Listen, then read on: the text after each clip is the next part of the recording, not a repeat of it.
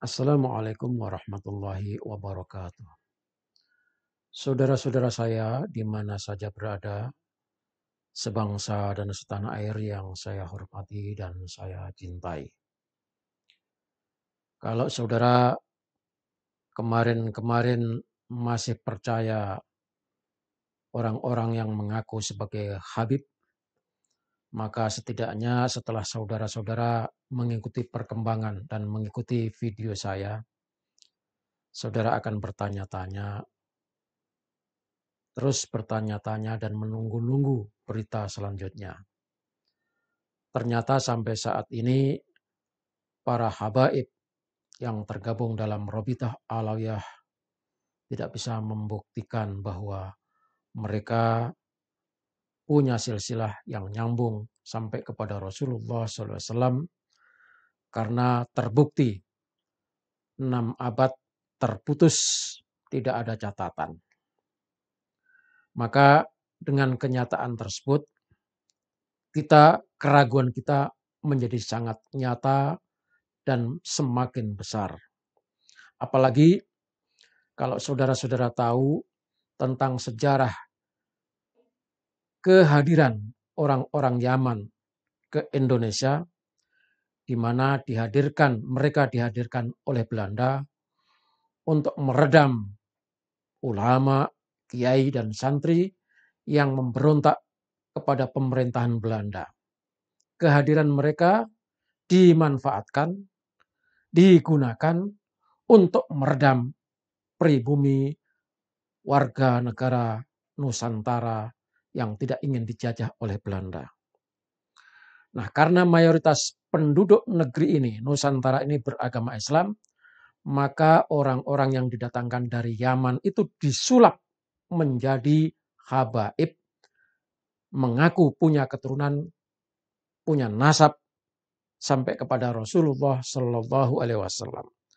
Dengan pengakuan itu, karena kita orang-orang Indonesia mayoritas beragama Islam itu sangat hormat dan cinta kepada Rasulullah, akhirnya orang-orang Yaman itu bisa meredam karena ditakuti, dipatuhi, dan kepatuhannya semata-mata diyakini sebagai keturunan Rasulullah SAW. Ternyata saudara-saudara sekalian, terbalik karena kedatangan mereka itu disulap menjadi habaib.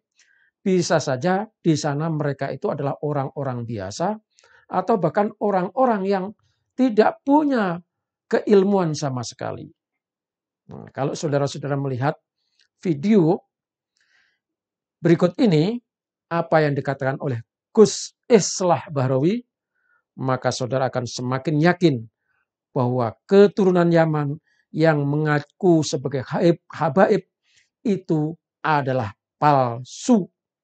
Nah, maka melalui video ini saya memberikan fatwa, buang jauh-jauh HP yang selama ini kita pegang. Apa itu HP? Habib palsu. Buang dari memori kita supaya kita menganggap bahwa keturunan Yaman sama dengan kita orang Indonesia. Jadi tidak ada bedanya. Saya sebenarnya begini, saya mau sedikit cerita gitu. Dari sejak awal saya waktu itu melawan FPI. Waktu FPI masih jaya-jaya. Ini teman-teman dari Densus tahu betul. Saya diancam, mobil saya dikuntit, difoto dari belakang. Saya tahu anak kamu sekolah di mana. Ternyata setelah ditrace gitu, ternyata memang dari kelompok ini. Waktu itu saya merasa sendirian. Wah, ini ada kayak Fuad, ada kayak Iman. Wah, ini banyak ini yang mati. Karena gini, ketika saya ke sekolah di Amerika, saya menemukan 2 buku. Nah, ini 2 buku itu menceritakan mengapa kok Indonesia ini berbeda dengan negara lain yang menghormati Habib itu secara berlebihan. Di negara lain kan, Malaysia mungkin ya masih terpengaruh sedikit. Singapura juga sedikit karena dulu di sana ada penyebar Islam namanya Habib Nuh. Dan orang-orang Melayu terutama keturunan Bawean yang disebut orang Boyan itu juga sama seperti kita menghormati. Tapi di dalam buku itu saya agak sedikit terpengaruh juga. Di dalam buku itu disebutkan bahwa kecintaan orang terhadap yang gelar Habib ini mengapa sangat berlebihan. Ternyata ini bagian dari propagandanya Belanda. Jadi banyak buku yang menulis tentang ini, terutama adalah tentang Snouckhorbrouwer.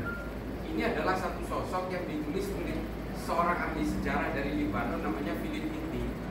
Dia nulis nama bukunya ini karena dia orang Barat ya. Dia nulisnya di Amerika, nulisnya Sejarah Bangsa Arab, History of the Arabs. Di situ disebutkan ada 25 orang Eropa yang kemudian disuruh untuk pura-pura menjadi Islam, untuk mencari kelemahan Islam. Nah, salah satu yang diturunkan ke Indonesia itu berpura-pura itu namanya Snouckhorbrouwer. Sebelum Snouckhorbrouwer ini diturunkan ke Indonesia, dia disuruh belajar agama Islam dulu ke Mekah. Belajar Islam dulu di Arab supaya ketika masuk ke Indonesia itu keilmuannya sudah mumpuni. Nah, di dalam buku itu judulnya The Lands of Snouckhorbrouwer's Das Indies. Saya masih ada bukunya, nanti saya bagikan, tapi saya terjemahkan dulu biar nggak repot.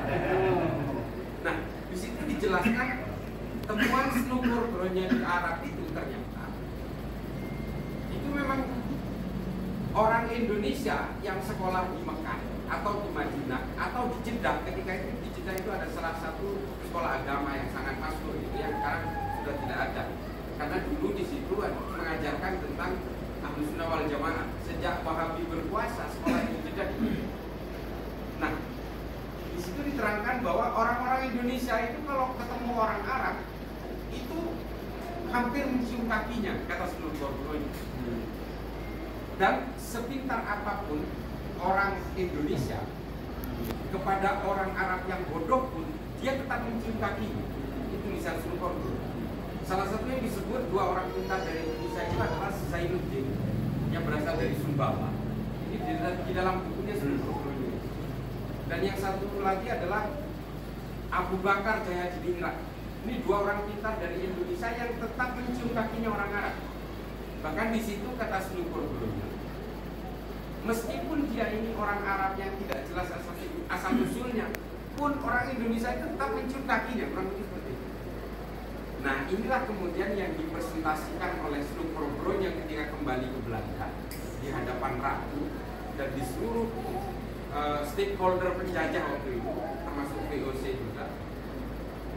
Dia membuat disertasi namanya The Feast of Mecca. Penaklukan Mekah lah, kurang lebih seperti itu. Nah, lalu dia memberi syarat kolonial Belanda supaya ada bandul politik penyimpang untuk meredam kekuatan-kekuatan sisa Pangeran Diponegoro.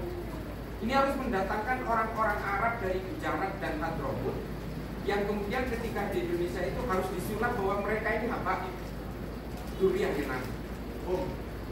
Nah, dari situ kemudian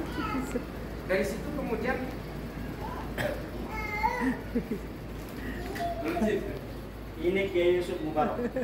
Masya Allah. Izin Kiai. Ya. Kiai Mubarak.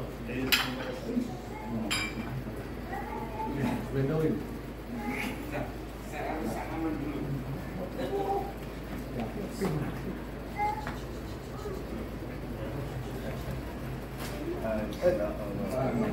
Gimana nih?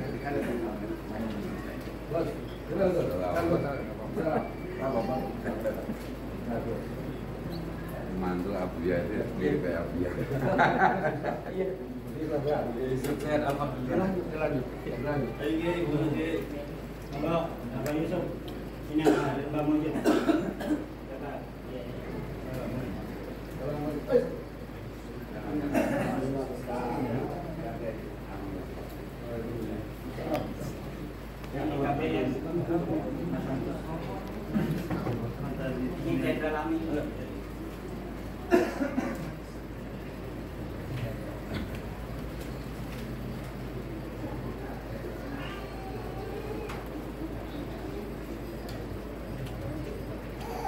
Mohon izin. Nah, lalu kemudian ketika saya membaca itu, ketika saya kembali ke Indonesia, ternyata ternyata saya menemukan itu. Dan saya tuh agak sedikit kaget ketika tahun 2012 saya menghadiri salah satu haul seorang Habib di M4 Bogor. Nah, dalam pidatonya itu betul-betul menyakitkan buat saya. Bahwa kalian ini pribumi, kalian semua ini kalau kami ini nggak datang, buyut-buyut kami nggak datang ke sini, kalian masih menyembah pohon kan? Nah, ini yang saya betul-betul berontak ketika itu. Sampai saya datang ke sana itu bersama rombongan Habib dari Jakarta. Karena saya ngaji Irsyadul Ibad itu dan ngaji hikam itu kepada salah seorang Habib dari Pekalongan, tapi di Jawa. Nah, ini kemudian lupa saya tinggalin itu Habib sampai saya lupa. Saya balik lagi dari tol Jagorawi untuk menjemput. Waduh, saya tinggalin Habib. Saya jemput lagi. Saya kaget waktu itu. Loh, ini apa-apaan ini? Nah, dari situlah kemudian saya mulai ada ketertarikan. Ternyata kita semua ini sudah dihipnotis oleh Belanda, bahwa apapun yang bertampang Arab itu seolah-olah Habib yang kemudian kita betul-betul menjadi inferior. Sama seperti ketika pengkondisian Abu Bakar Jayadiningrat dan Kiai Zainuddin dari Sumbawa yang diceritakan oleh Sunan Korontoro. Dan produknya kita rasakan hari ini. Dan saya betul-betul kaget ketika ada seorang kiai dari Jawa Timur yang tergabung dalam NU garis miring mengatakan sampai kapanpun bangsa Arab itu akan terahnya jauh di atas kita. Ini adalah terah yang sangat mulia. Wah, saya makin penasaran lagi. Saya baca Al-Mujallah Sawajahirul Ilmi. Di situ saya berkenalan dengan tulisan Abu Bakar Ahmad Al-Binawari. Saya baca semua kitab-kitab klasik yang menerangkan tentang genealogi dan histori tentang kesukuan di Arab. Dan tidak terbukti di situ. Bahasa dari seorang kiai dari Jawa Timur ini ternyata memang penafsiran sepihak. Dari situ kemudian ketika muncul FPI dengan segala arogansinya, ya jujur saja saya kemudian berusaha ini harus dilawan. Kalau enggak kita itu dijajah oleh dua. Ini kalau enggak kita itu betul-betul akan terus terjajah secara fisik oleh Belanda sudah selesai, tapi terjajah secara pemikiran oleh kelompok-kelompok orang yang masih terpengaruh oleh penjajah fisiknya Belanda. Nah, dari situ kemudian saya belakangan ini saya mengikuti daunnya Kiai Fuad, daunnya Kiai Iman. Wah, ini saya akhirnya menemukan satu habitat yang punya pemikiran yang sama. Nah, Kiai Iman sampai meskipun undang saya nggak bisa-bisa, tapi teman-teman di Madura mau menghadirkan jenengan. Nah, ini teman-teman NU dari Pamekasan yang selama ini didatangi oleh Pak Asmid dan sebagainya itu, termasuk Pak Hanif, itu kan sering datang ke sana. Nah, ini ingin menghadirkan Gus Iman supaya kita itu kalau kata Ibnu Rushd itu, kalau di ta'afud itu kan manusia yang paling berbahaya itu lalu hanya mendengarkan satu orang membaca satu buku, lalu satu orang dan satu buku ini dianggap satu kebenaran yang paling mutlak. Ini yang paling bahaya kata Ibnu Rushd. Makanya kita harus mendatangkan penyeimbang supaya orang itu tidak hanya terjajah oleh satu pemikiran. Dan sikap-sikap inferior, menyembah kaki dan sebagainya ini itu tidak boleh kita lakukan hanya berdasarkan satu pengakuan sepihak tentang nasab, tentang suku apalagi. Karena saya juga teringat bihi-mafihinya Jalaluddin Rumi. Nah, ini mungkin ada yang baca. Di situ dikatakan bahwa semua manusia, apapun agamanya, apapun sukunya, diciptakan oleh Tuhan yang sama. Itu yang selalu menginspirasi saya. Dan kalau kita baca bukunya Bimali Al-Jufri, Al-Insaniyah Qabla Tadayyun itu, keimanan kita ini ditentukan oleh kelahiran kita. Kita lahir di Banten lalu kita menjadi Islam. Kalau kita lahir di Argentina bisa jadi Katolik. Artinya kemudian kemanusiaan itu tidak ada batas, tidak boleh dibatasi oleh keimanan dan tidak boleh dibatasi oleh persoalan-persoalan primordial lain.